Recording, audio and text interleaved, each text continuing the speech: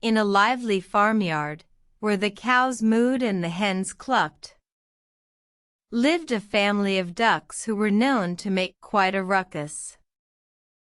Every morning, they'd waddle in a line across the sunlit meadow, their little feet splashing in the cool dew, making a joyful commotion.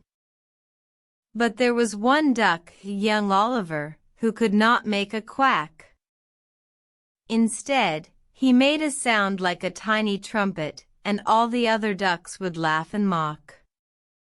One night, under the twinkling stars, Oliver felt quite blue.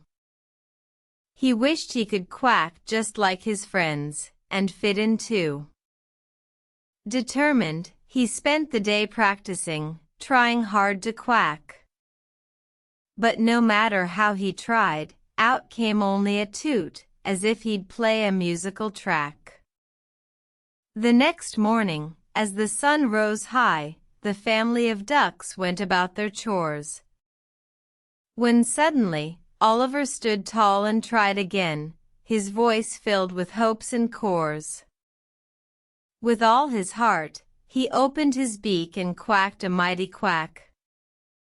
A sound so loud and clear, it made the farmyard jump and crack. The other ducks stopped and turned around, their eyes wide with surprise. They smiled and cheered for Oliver, their brave little duck, who'd risen to the skies. From that day on, Oliver was no longer the duck who couldn't quack. He was the duck who made the loudest quack, the talk of the farm's back.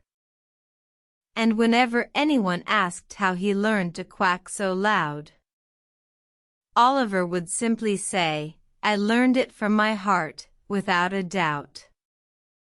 The end.